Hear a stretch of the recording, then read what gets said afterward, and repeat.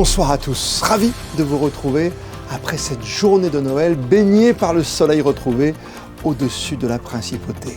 Plaisir de s'offrir une petite promenade pour se remettre des agapes de la veille, un peu de sport aussi, ouvrir ses tout derniers cadeaux et profiter des nombreuses animations un peu partout, et ce, pendant toute cette période de fête, comme au Jardin Princesse Antoinette, où l'on peut partager le plaisir des jeux de société et parler culture, comme avec nous ce soir, et notre invitée Françoise Gamerdinger, directeur des affaires culturelles. Réveil au soleil ce matin à Monaco, on en avait bien besoin, après un long début de semaine de précipitations. Et ça fait plaisir à tous, surtout parce que nous sommes de surcroît le 25 décembre, jour de Noël, lendemain de réveillon.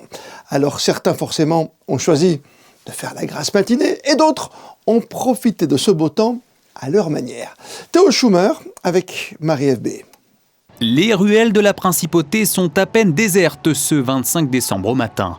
N'espérez pas trouver une terrasse ouverte dans la rue Princesse Caroline. La place du marché semble à peine plus animée grâce à la présence du primeur et du fleuriste. Il faut se rendre du côté de la digue pour voir les premiers lève-tôt, comme ce jogger. On essaie d'éliminer tout ce qu'on a mangé pour les périodes de fête. Donc maintenant, pour pas perdre un déséquilibre, après le sport c'est la santé, donc voilà. Là, vous êtes parti sur combien de kilomètres? Quel est votre parcours ce matin? C'est un temps à peu près, je fais 1 heure à peu près tous les 2 jours si je peux. Enfin, c'est surtout 1 heure tous les 2 jours. Juste après lui, une touriste originaire de Suède est venue elle aussi se remettre du réveillon à sa manière. Today is I dance later, so I wanna train my dance. So here it's really nice to just let it go, the flow, and probably for people eat too much food, so it's nice to work out. Mais si vous trouvez encore que Monaco est un peu vide, détrompez-vous, rendez-vous sur la promenade du Larvoto. Ici, c'est sous un magnifique soleil que l'on vient respirer l'air du grand large au cours d'une balade, d'une partie de foot entre amis ou là encore d'une séance de sport. Mais d'autres ont choisi un moyen beaucoup plus efficace de se réveiller. Les plus téméraires se sont en effet laissés tenter par une petite baignade dans une eau à 16 degrés. Elle est fraîche mais elle est bonne, ouais. Elle est un peu moins fraîche que les autres années, peut-être c'est avec le beau temps, mais non, ça va, ça fait du bien en tout cas. Vous êtes des téméraires, lendemain de réveillon, vous êtes dit allez, il faut qu'on se baigne. C'est la petite tradition de l'année finalement, on fait ça tous les ans et ça fait du bien après avoir bien mangé, bien bu, ça remet les idées en place, n'est-ce pas? Exactement. Et je vous invite à essayer aussi. Allez, on y va, c'est parti. Malheureusement, nous avions oublié notre maillot de bain, impossible donc de nous jeter à l'eau ce matin, mais comme nous le montrent les personnes autour de nous, il y a beaucoup d'autres manières de profiter du jour de Noël à Monaco. Nous n'aurons pas beaucoup de scrupules à rester encore un peu sur la plage pour profiter du soleil. Et certains ont ouvert leurs cadeaux hier soir, d'autres peut-être ce matin seulement, selon les habitudes. Alors, nous nous sommes demandé ce que Papa Noël avait apporté au Monégasque. Ma fille est née le 24 décembre, elle a fêté ses 16 ans, donc on est venu loger au Fairmont cette année pour lui faire la surprise. Tu dois être ravi. Oui, très ravie, je suis très contente. C'est un très très beau cadeau. Oui, je suis heureuse. Et en plus de ça, elle a eu les places pour le concert de Jul au mois de mai, en surprise. Qu'est-ce que vous avez eu de beau à Noël? Un sac à main, des maillots de foot et des chaussures. Ah oui, et toi? Moi, j'ai eu un atelier pour faire des stylos et pour faire des bracelets. J'ai eu une poupée, des Lego, des vêtements, des baskets. C'est une coque de tablette, à peu près tout ça. T'as été gâtée, t'es contente? Oui. J'ai eu un tapis de course, j'ai eu également des livres, forcément un petit peu de sous aussi. J'ai eu des produits de beauté, des parfums. Une paire de lunettes de soleil, mais c'est pas celle que je porte aujourd'hui. Donc ça va, plutôt de beaux cadeaux. J'ai eu un diffuseur de parfum de Rituals, j'ai eu un joli stylo et mon mari nous a offert le restaurant, le pavillon ici à Monaco. Incroyable, vous êtes très heureuse de vos cadeaux? Oui, je suis toujours très heureuse. Le plus grand bonheur, c'est de rester tous les trois en famille et voilà, mon plus grand bonheur, c'est ça, ma fille, mon mari et moi. Réaction recueillie par Théo Schumer. Direction ce soir, New York, entre quartiers illuminés, marché de Noël, animations diverses et variées. et visiteurs venus du monde entier, même si cette année, l'afflux de touristes étrangers semble nettement affecté par les nouvelles mesures d'entrée aux États-Unis. Regardez ce reportage, notre correspondant sur place, Bastien Bory. Façade de la 5e avenue, vitrine d'un pays se voulant ouvert au monde. Pour ce 2025e anniversaire du Christ, New York se drape de lumière, mais pour certains, l'Amérique change de costume. It attracts people, all age groups, and everybody's just having some fun for a change. Yeah. Especially with After everything that's COVID going on. And everything. So it's probably never a better time to spread a bit of Christmas spirit. Un peu plus loin, le sapin du Rockefeller Center, 50 000 ampoules, phares et symboles intacts, mais à son pied, le flot de touristes étrangers a fondu de près de 10% par rapport à 2024. La faute à des mesures durcies dont les Français sont exemptés. On vient avec nos 4 enfants, on nous avait conseillé de venir là parce que c'était quelque chose de magnifique à voir. Et on ne regrette pas parce que franchement, c'est superbe. Pour de nombreux autres visiteurs, le coût du visa de tourisme est passé de 150 à 370 €, faisant de l'entrée aux États-Unis l'une des plus chères du monde. Pas de quoi dissuader ces Ukrainiens venus voir leurs proches. She's actually 18 months, so this year she actually understands what's going on. So we wanted to bring her here, and we're going to make it a tradition so she sees the lights every year. And plus we have our family here from abroad, and so we wanted to show them as well. Every Christmas my parents took me, and I'm going to do the same with my family, the same traditions, so she can do it with her kids as well. Annulation de voyages, délais rallongés en ambassade, l'économie américaine devrait perdre cette année plusieurs dizaines de milliards d'euros de revenus touristiques. Dans les rues parées de Brooklyn, l'accueil des Mexicains, deuxième contingent de visiteurs aux États-Unis, pourrait aussi se compliquer. Famosa por las casas que adornan, entonces yo estoy viniendo para acá y a mis hijos también aquí los traje desde pequeñitos y es muy bonito porque se siente el espíritu navideño. Muy bonita el área. Quels que soient les défis, l'expérience de Noël demeure dans cette ville et pour tous ceux qui continuent d'y raconter leur histoire. On évoquait, il y a 2 jours dans ce journal, le carton de l'édition du Monopoly Monte Carlo SBM. Parmi les idées de sortie ou d'activité pendant ces vacances d'hiver, de nombreuses animations se déroulent en effet au parc Princesse Antoinette. La dernière en date, ce mardi matin, justement, était destinée aux amateurs de jeux de société, comme vous allez pouvoir le constater dans ce reportage de Fabien Bonilla avec Alexandra Paolini. L'association Roca Games a tout prévu. Il faut pour cela se rendre en haut du parc Princesse Antoinette dans la salle A Fabrica où une vingtaine de jeux de société est mise à disposition des petits et grands. 4 membres de l'association sont là pour jouer, aider ou apprendre les règles de ces jeux. Ce qu'on a installé, là il y a le classique Skyjo auquel ils sont en train de jouer, et puis grâce à la ludothèque de Monaco, ils nous ont prêté des versions XL, des versions grandeur nature de jeux qui sont des jeux pour enfants, et puis franchement vous voyez on en a installé plein, pour le moment on les a pas sortis. C'est du jeu en tout genre, du jeu de manipulation, du jeu de réflexion, du jeu de stratégie, on a prévu toutes les thématiques possibles. Parmi les visiteurs, ce papa accompagné de ses 2 enfants, passe de table en table pour tester plusieurs jeux. C'est super sympa parce que ça évite de rester devant les écrans. En fait, on a des éléphants, il y a des pions, et quand on a la même carte, on doit avancer l'éléphant. Et qu'est-ce qui te plaît dans ces jeux ? Pourquoi ça te plaît ? Parce qu'en fait, j'ai envie de perdre. C'est un concept. Parmi les prochains ateliers programmés, ce vendredi, un menuisier vous apprendra à faire des décorations de Noël en bois. Samedi, le retour des Roca Games pour une nouvelle matinée de jeux de société. Dimanche matin, un atelier peinture. Et pour la programmation de la semaine prochaine, vous pouvez directement vous rendre sur le site de la mairie. Et en cette fin d'année, nous allons nous arrêter ce soir sur une année 2025 de culture et de scène à Monaco et les prochains grands rendez-vous à venir avec Françoise Gamerdinger, directeur des affaires culturelles de Monaco. Entretien signé Émilie Rousseau. Bonsoir Françoise Gamerdinger. Bonsoir Émilie. Merci d'être notre invitée ce soir. L'occasion est rêvée pour faire le bilan de l'année 2025 de la direction des affaires culturelles. Comment qualifier cette année 2025 ? Écoutez, elle était culturellement comme un feu d'artifice. Parce que, outre les missions de la direction des affaires culturelles, il est vrai que toutes les institutions, que le Grimaldi Forum, enfin tout le monde a eu une programmation incroyable. Il y a eu des grands moments très forts et qui ont plus été concentrés en fin d'année, là, ces derniers jours, puisque nous avons eu la nomination de Nathalie Zutzmann à la tête de notre orchestre philharmonique, donc qui prendra ses fonctions de directeur artistique et musical au début du mois de septembre 26. Donc c'est déjà une grande annonce. Elle est également à la tête de l'orchestre d'Atlanta. Donc c'est vraiment un chef extraordinaire que nous avons pour nos musiciens. Un autre moment très fort, c'est bien évidemment les 50 ans de l'Académie de danse que nous avons vécu ensemble avant-hier. Donc un anniversaire touchant, un anniversaire de qualité, un anniversaire qui montre que la danse a un bel avenir en principauté, mais aussi au-delà de ses frontières, puisque régulièrement nos élèves danseurs sont pris dans d'importantes compagnies à l'étranger.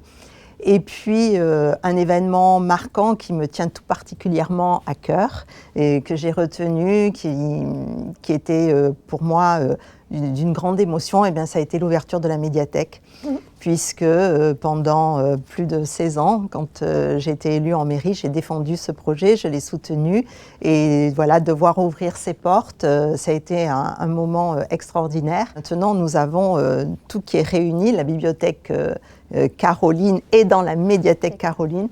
Donc les enfants auront une continuité après à l'adolescence et puis à l'âge adulte de se donner rendez-vous dans ce lieu. Évoquons l'avenir, Françoise Gamerdinger. On a parlé de 2025, 2026. À quoi devons-nous nous attendre à présent ? Alors écoutez, 2026, dans les grandes lignes d'une politique culturelle internationale, Monaco va prendre au sein du Conseil de l'Europe la présidence du Conseil des ministres. Et donc, dans ce cadre-là, pendant 6 mois, nous avons programmé à hauteur de à peu près 2 événements culturels par mois à Strasbourg, dans différents lieux culturels, mais également au sein du Conseil de l'Europe. Et donc, aussi bien notre orchestre philharmonique, que le théâtre Princesse Grace, que les petits chanteurs, que la Fondation Prince-Pierre, enfin, je vais en oublier parce que l'Institut audiovisuel également, nous allons nous rendre à Strasbourg pour faire découvrir tout ce que notre savoir-faire en culture. Et cette programmation va aussi être dans la rue, puisque nous aurons des expositions sur les grilles, des conférences, des rencontres philosophiques, des conférences du nouveau musée national, du musée d'anthropologie préhistorique. Donc vous voyez une large palette de toutes nos institutions qui seront présentes. Et pour ouvrir donc notre présidence, au sein du Conseil de l'Europe même, nous aurons une intervention au piano de Stella Almondo. L'artiste monégasque qui ne cesse de briller. Tout cela, ça va participer également au rayonnement de la principauté. Oui, au rayonnement qui va également rayonner culturellement en Espagne pour les 150 ans des relations diplomatiques entre l'Espagne et la principauté de Monaco. Et donc, il y aura le Forum des artistes de Monaco qui, au lieu de se tenir à l'auditorium Régnier 3, se tiendra à Madrid. Donc, tous nos artistes monégasques et résidents verront leurs œuvres partir. On les a déjà recensées et elles vont partir être exposées pendant plus de 3 mois à Madrid. Donc c'est un grand événement. Il y aura aussi les ballets, il y aura l'orchestre, il y aura l'opéra. Donc vous voyez, là aussi, les institutions se déplacent. À Monaco, également, quelles seront les dates à retenir? On a évoqué tout à l'heure l'arrivée de Nathalie Zutzmann à l'Orchestre Philharmonique de Monte-Carlo. Nous allons avoir de grandes choses. Alors c'est toujours dans le cadre de notre politique culturelle. Vous savez qu'il y a depuis quelques années le projet de construire un plus grand musée, tout en restaurant la Villa Sauber. Et donc au mois de janvier, l'exposition Cactus va fermer ses portes, mais pas seulement l'exposition, la Villa Sauber également fermera ses portes, et le chantier de restauration et d'excavation sous le jardin va commencer. Voilà, je ne vous en dis pas plus. Renzo Piano, bien sûr, est sur le projet et notre architecte. Ensuite, nous aurons également, on va fêter tout au long de l'année les 40 ans de la compagnie des ballets de Monte-Carlo avec Jean-Christophe Maillot. Donc nous aurons une belle programmation dans ce cadre-là. Une sortie littéraire avec l'ouvrage de Charlotte Casiraghi, La Fêlure, qui est édité chez Lafon. Donc nous attendons dès le mois de janvier cette sortie. Dans le cadre de notre politique culturelle et plus particulièrement de la politique culturelle envers la jeunesse, nous allons programmer un concert pour les jeunes. Donc je ne vous dévoile pas encore le nom de l'artiste, mais je pense que ça fera grandement plaisir.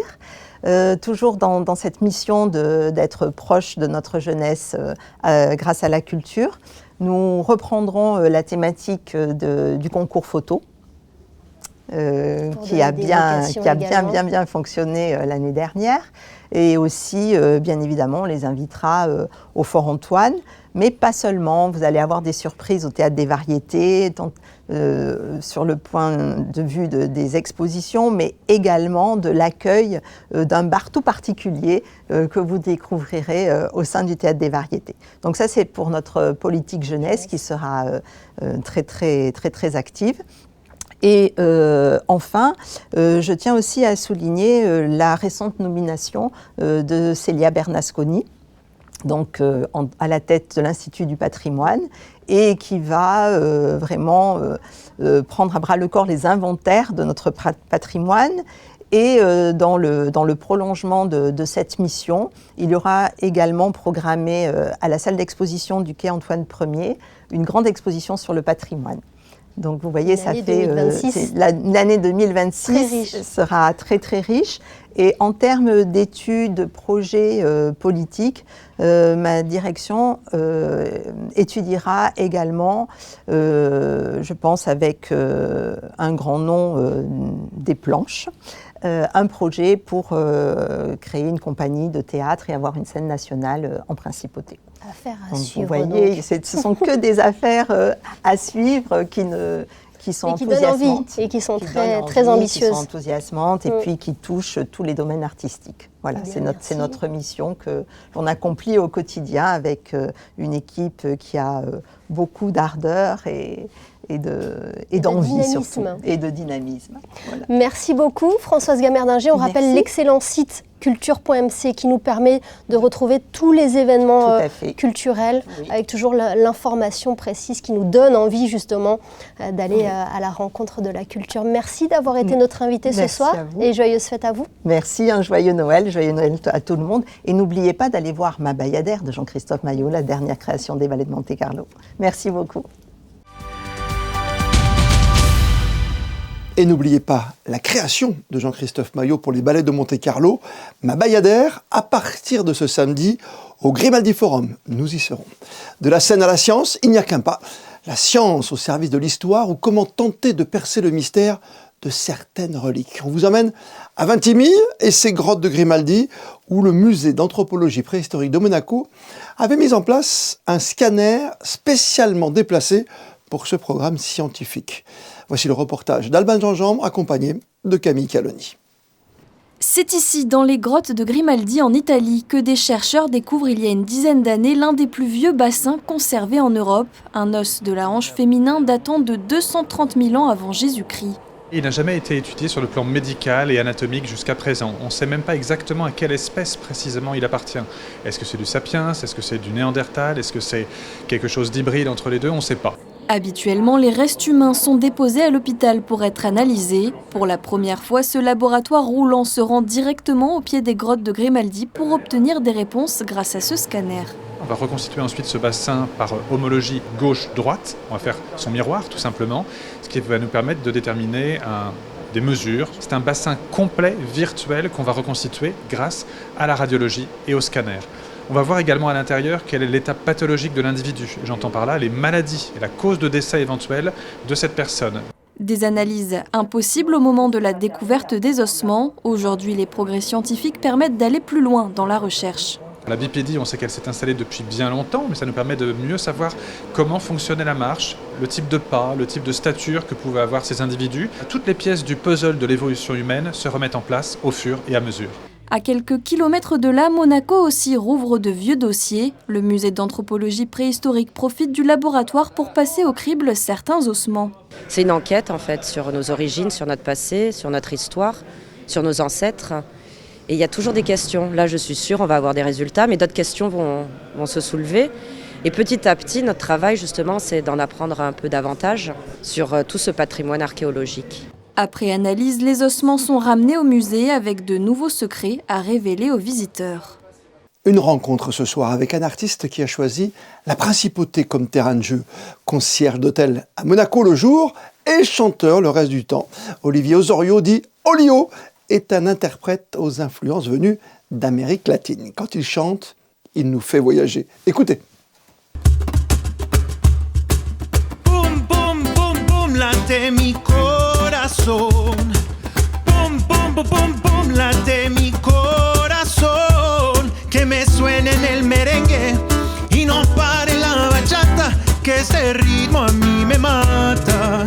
Derrière ses airs pop latino, Olio, né au Paraguay d'un père paraguayen et d'une mère anglaise, l'artiste grandit en France, un contexte multiculturel qui résonne dans ses chansons. Ce côté polyglotte, c'est ce qui m'a encouragé, entre guillemets, à écrire dans différentes langues, même si essentiellement l'inspiration me vient en espagnol, donc j'ai choisi le chemin latino pour cette raison-là. J'ai toujours eu de la musique dans les oreilles depuis mon plus jeune âge, parce que mon père est musicien également. J'ai vraiment commencé à la musique, en fait, pendant que je faisais mes études d'art dramatique à Paris. J'ai commencé le chant dans une chorale gospel. Como la orilla del mar, el agua viene con caricias que se van. Yo sé muy bien que tú te fuiste, tú sabes bien que volverás. Los girasoles nunca dejan de girar.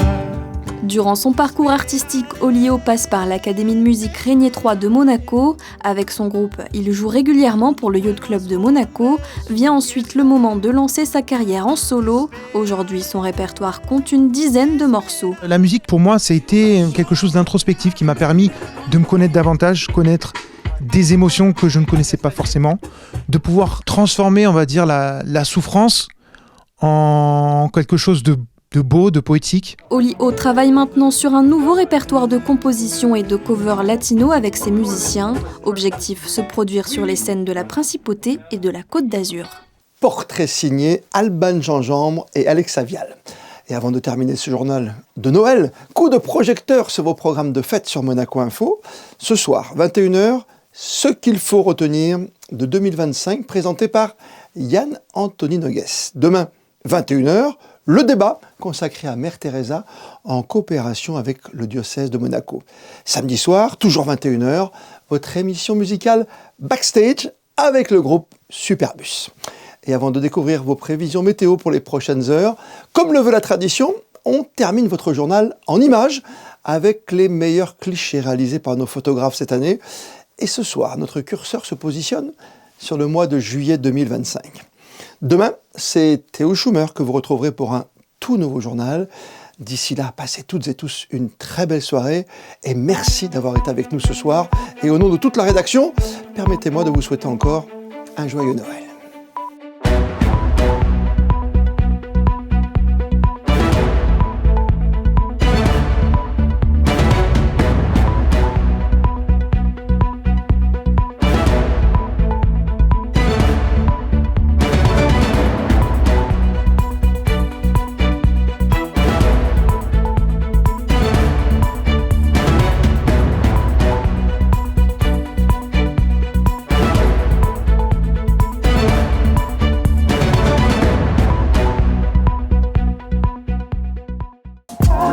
Retrouvez la météo avec Maya Bay, le restaurant référence thaï japonais de Monaco.